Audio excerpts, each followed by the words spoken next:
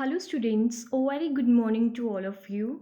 This is Amita ma'am with you from Mother India Senior Secondary School, Araspura. Students, let us start with our first lecture of your subject Physical Education. As I have already discussed with you the syllabus and paper pattern of your subject Physical Education. So, in today's lecture, I will give you an overview regarding your syllabus and then we will start our chapter number first. बेटा, अगर हम आपके syllabus की बात करें तो जो आपका फिजिकल एजुकेशन सब्जेक्ट है बेसिकली ये 100 मार्क्स का पेपर होता है। इसमें जो आपके 70 मार्क्स होते हैं वो आपके थ्योरी पोर्शन के होते हैं and the rest 30 marks will cover your practical portion.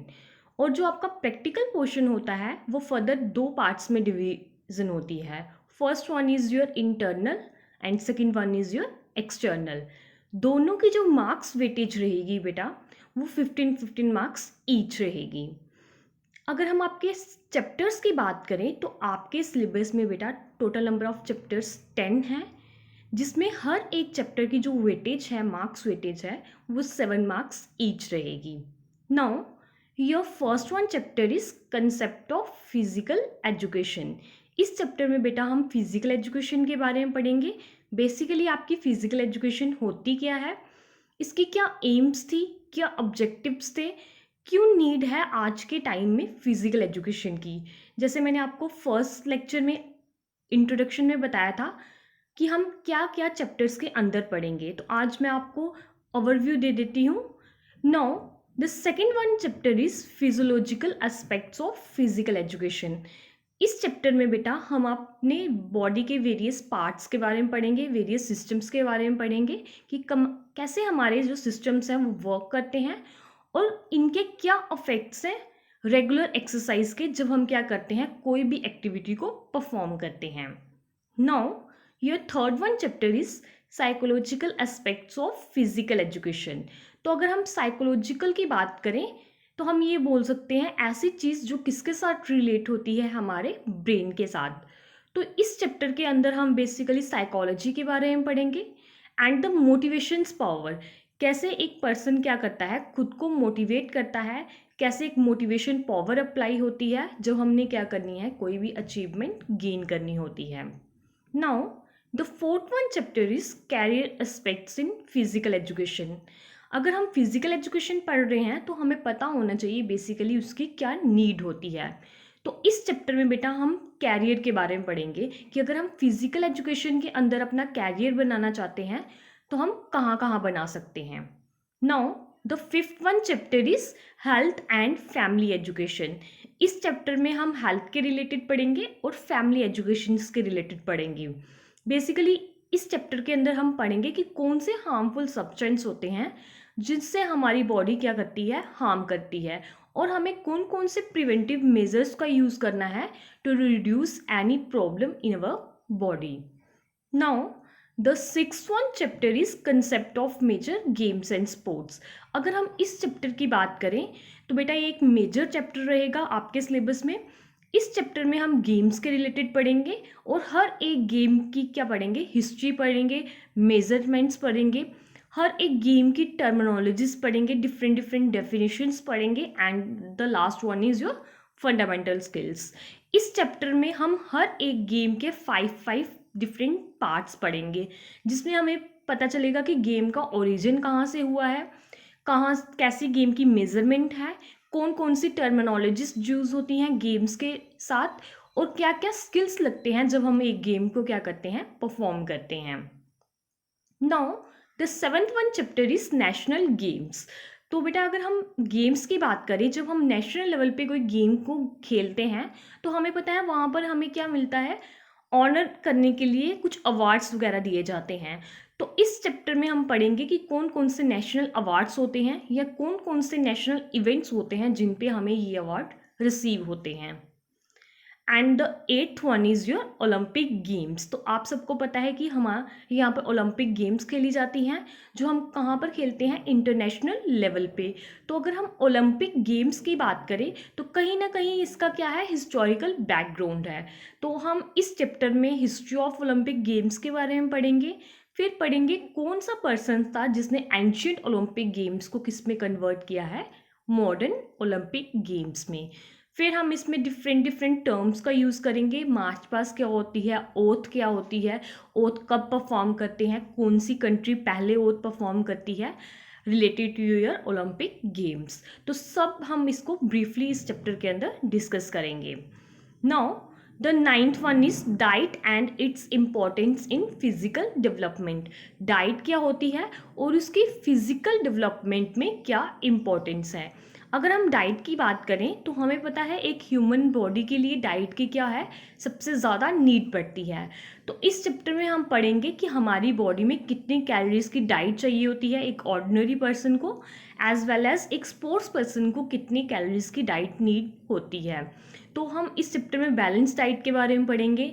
फिर कौन कौन सी प्रॉब्लम्स होती है जब हम एक्सेस में किसी चीज़ को इनटेक करते हैं, ओबिसिटी क्या होती है, उसके क्या काजेज़ हैं, हम ओबिसिटी से कैसे प्रिवेंट हो सकते हैं। तो ये सब टॉपिक्स हम किस में पढ़ेंगे, चैप्टर नंबर 9 के अंदर। And the last one is your common sport injuries and rehabilitation.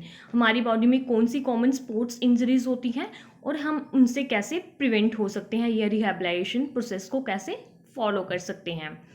इस चैप्टर में बेटा हम major as well as minor injuries के बारे में पढ़ेंगे। मेजर इंजरीज कौन सी होती हैं और माइनर इंजरीज कौन सी होती हैं। फिर इसमें आपके जो टॉपिक होंगे दैट इज मसल पुल क्या होता है, स्प्रेन क्या होता है, स्ट्रेन क्या होता है, डिसलोकेशन क्या होती है, एज वेल एज फ्रैक्चर कितने टाइप्स के हैं और फ्रैक्चर होता क्या है। इसी के साथ बेटा हम इस चैप्टर में इन सबके ट्रीटमेंट स्टेप्स के बारे में पढ़ेंगे और वेरियस प्रिवेंटिव मेथड्स के बारे में पढ़ेंगे कि कौन कौन से प्रिवेंटिव मेथड्स होते हैं जिनकी वजह से हम क्या कर सकते हैं, अपनी माइनर या फिर मेजर इंजरीज से बच सकते हैं। तो बेटा ये थे आपके 10 चैप्टर्स। इन 10 चैप्टर्स में हम डिफरेंट डिफरेंट थिंग्स के बारे में पढ़ेंगे जो हमारे सराउंडिंग में परफॉर्म होती है, या फिर हम ये बोल सकते हैं ऐसी एक्टिविटीज़ जो हम क्या करते हैं अपनी डेली लाइफ में परफॉर्म करते हैं, that is known as physical education. और उस टाइम पे जब हमें क्या होती है, कुछ एजुकेशन गेन होती है रिलेटेड टू दिस टास्क और work, that is known as your physical education. So now students, हम अपना चैप्टर नंबर 1 स्टार्ट करते हैं, that is concept of physical education. जो हमारा फर्स्ट चैप्टर है इसमें हम फिजिकल एजुकेशन के बारे में पढ़ेंगे कि बेसिकली हमारी फिजिकल एजुकेशन होती क्या है, इसका मेन कंसेप्ट क्या है, और अगर हम फिजिकल एजुकेशन को डेफिनेशन के थ्रू डिफाइन करें तो हम इसको कैसे डिफाइन करेंगे। Now your first one chapter is concept of physical education. Physical education का क्या कंसेप्ट है, and the first one topic is meaning of physical education. Physical education का क्या मतलब है। इससे पहले मैं लेमैन लैंग्वेज में फिजिकल एजुकेशन को डिफाइन करूं तो बेटा हम फिजिकल एजुकेशन को कैसे डिफाइन करते हैं कि जब हम कोई भी एक्टिविटी परफॉर्म करते हैं उस टाइम पे जब हमारे अंदर नॉलेज गेन होती है related to your surroundings, related to your environment, that is known as your physical education. हम क्या कर रहे हैं, फिजिकल वर्ल्ड के साथ इंटरेक्ट कर रहे हैं और उस टाइम पे जो नॉलेज गेन कर रहे हैं उसको हम क्या डिफाइन करते हैं, as a physical education. Now your first one topic is meaning of physical education. Physical education का क्या मीनिंग है। Now it is believe that man और man like creature lived on our earth a million year ago. इन्होंने बोला है, ये हमने believe किया है कि मैन या मैन की तरह दिखने वाला क्रिएचर। अब हमें पता है कि हम मैन को दिखने वाला क्रिएचर किसको बोलते थे, जो आदिमानव लोग होते थे। तो इन्होंने बोला है मैन या मैन की तरह दिखने वाला जो क्रिएचर था वो अर्थ पे सर्वाइव करता था या फिर अर्थ पे रहता था अ मिलियन ईयर अगो पहले। Though life in its abundant form existed even earlier than man. इसलिए हम ये बोल सकते हैं जो अवेलेबिलिटी थी, अबंडेंट थी लार्ज क्वांटिटी में लाइफ की, वो मैन के पहले भी क्या की जाती थी, अर्थ पे जी जाती थी। It is not clear to how and when man came in to begin. ये तो हमें क्लियर नहीं है कि मैन आपके अर्थ पे कब आया या मैन का जन्म कब हुआ अर्थ पे। But according to the theory of evolution he is the descendant of an ape, a gorilla और अ मंकी। बट जैसे जैसे हमारी एवोल्यूशन थ्योरी को हमने पढ़ा है या फिर उससे जाना है तो हम ये बोल सकते हैं जो मैन लाइक क्रिएचर था, बेसिकली वो कौन था? He is the descendant of an ape. वो किसकी संतान हो सकती है? मे बी एप की, या फिर आपकी गोरिल्ला की, एंड या फिर आप ये बोल सकते हो वो मंकी की संतान हो सकती है। But by learning to stand erect, which enabled him to make his hand free for doing many delegates job।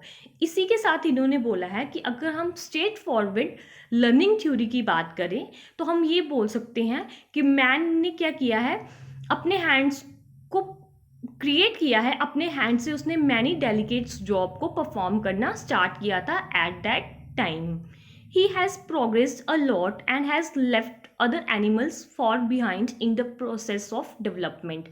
जब उन्होंने क्या किया, अपने हाथों के साथ कुछ वर्क करना स्टार्ट किया, कुछ डेलिकेट जॉब्स परफॉर्म करना स्टार्ट की, तो इसका एक रिजल्ट आया उनके सामने। उन्होंने लॉट ऑफ प्रोग्रेस की, और इसी प्रोग्रेस के साथ उन्होंने क्या किया, जो अदर स्पीसीज थे या अदर एनिमल्स थे उनको पीछे छोड़ना स्टार्ट कर दिया। और किस फील्ड में पीछे छोड़ना स्टार्ट किया? In the process of development. Development के प्रोसेस में उन्होंने अदर एनिमल्स को पीछे छोड़ना स्टार्ट कर दिया। The remarkable progress of man has been possible due to his superior intelligence. और जो रिमार्केबल प्रोग्रेस हुई किसके अंदर? मैन लाइक क्रिएचर के अंदर, या फिर आप ये बोल सकते हो मैन के अंदर। वो किसकी वजह से हुई? उसकी खुद की सुपीरियर इंटेलिजेंस की वजह से, and his ability to pass on effectively his experience and knowledge to other members of the species। और इसी के कारण उसके अंदर क्या हुई, एक एबिलिटी क्रिएट हुई जिससे वो क्या करने लगा, अपनी अफेक्टिव नॉलेज को पास करने लगा। किनके अंदर? अदर मेंबर्स के अंदर, या फिर आप ये बोल सकते हो अदर स्पीसीज के अंदर। क्योंकि इंडिविजुअल पर्सन जो उस टाइम पे क्या था, मैन लाइक क्रिएचर था, उसने क्या किया था, खुद की इंटेलिजेंस की वजह से उसको उस टाइम पे कोई भी क्या नहीं करने वाला था, एजुकेट करने वाला नहीं था, या कोई भी उसको सपोर्ट करने वाला नहीं था। उसकी खुद की इंटेलिजेंस थी जिसकी वजह से उसने क्या किया, अ लॉट ऑफ प्रोग्रेस की।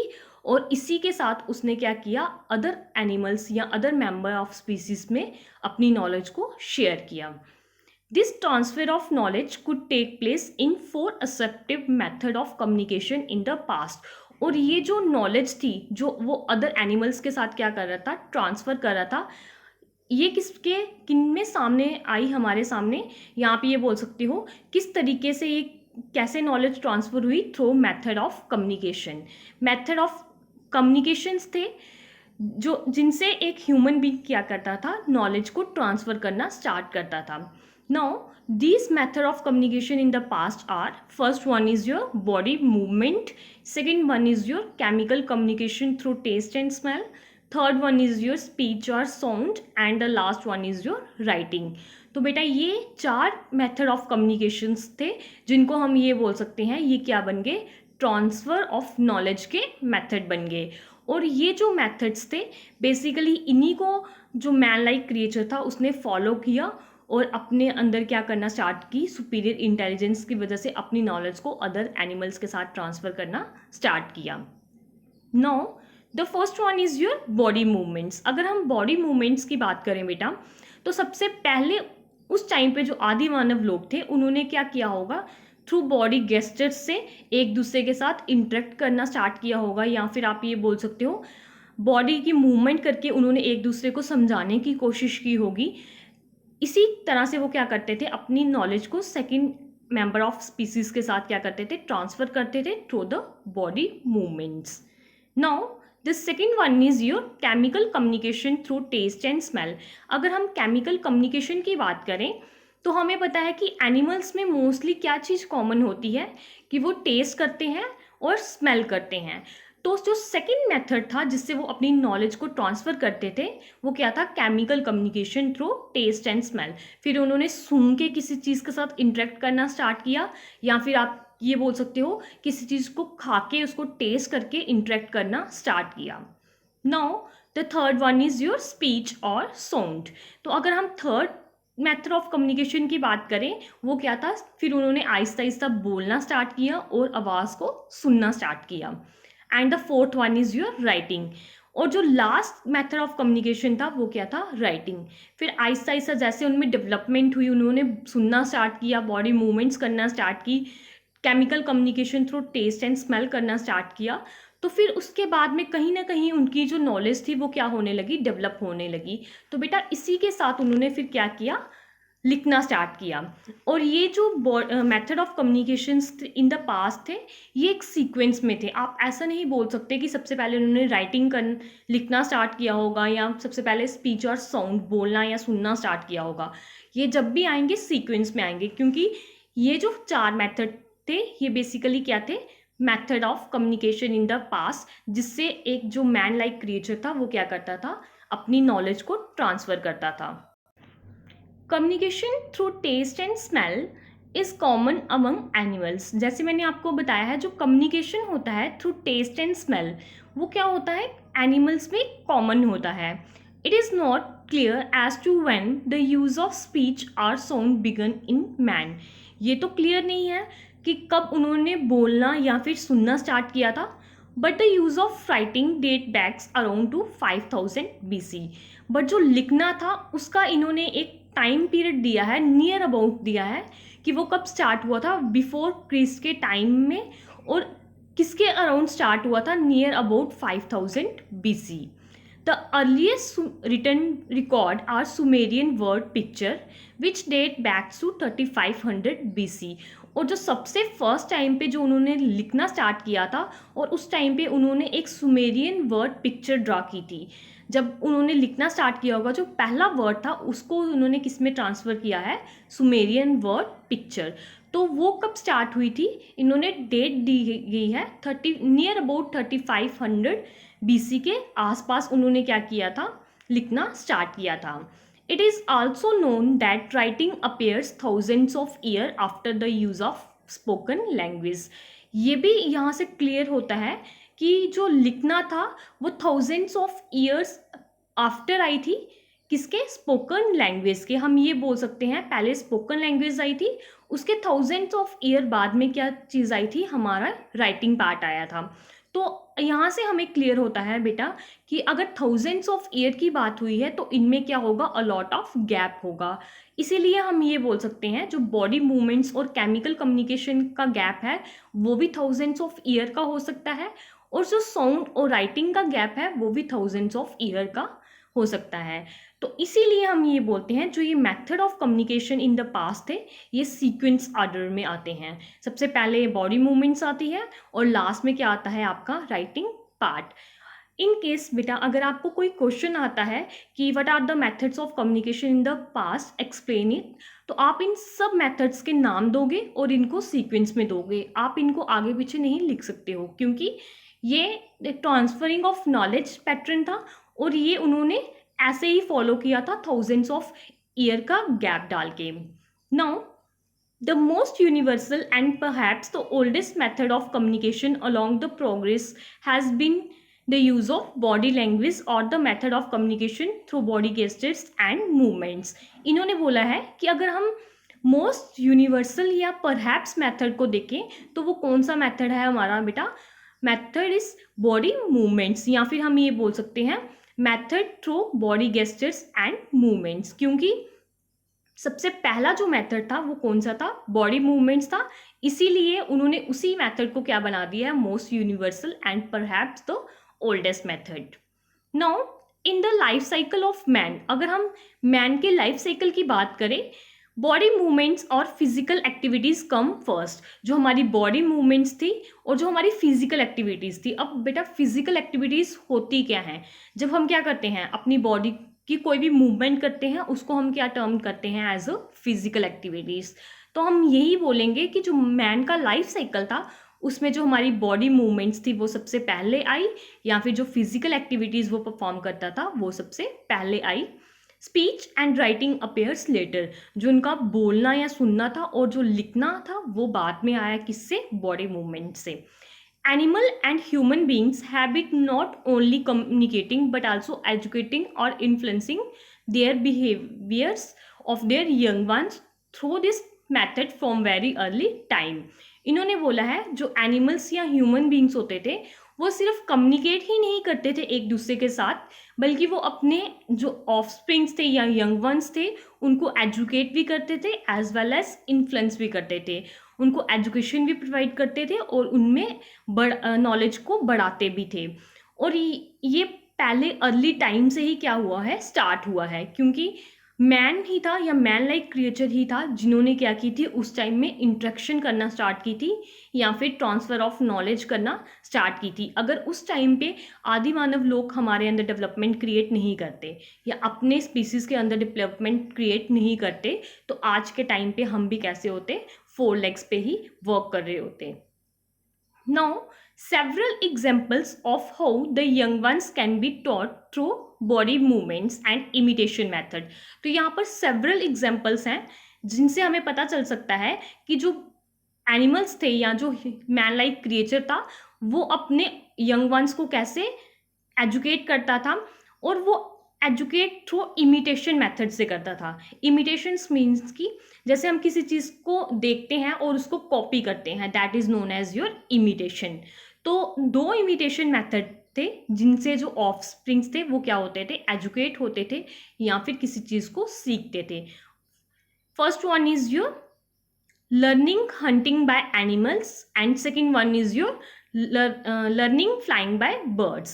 तो सबसे पहला जो इमिटेशन मेथड था that is learning hunting by animals. जब उनके पेरेंट्स हंटिंग करने जाते थे एनिमल्स की, तो वो वही चीज़ को क्या करते थे, देखते थे और उसी को प्रैक्टिस करना स्टार्ट करते थे। तो ये बेटा आपका फर्स्ट मेथड था। And the second one is learning flying bye birds. जब बर्ड्स उड़ते थे तो जो उनके ऑफस्प्रिंग्स होते थे वो उन्हीं को देखते थे और उन्हीं की तरह क्या करते थे, वर्क को फॉलो करते थे। तो बेटा ये दोनों मेथड्स थे जिनसे जो ऑफस्प्रिंग्स थे वो क्या होते थे, एजुकेट होते थे या फिर कुछ सीखते थे। दिस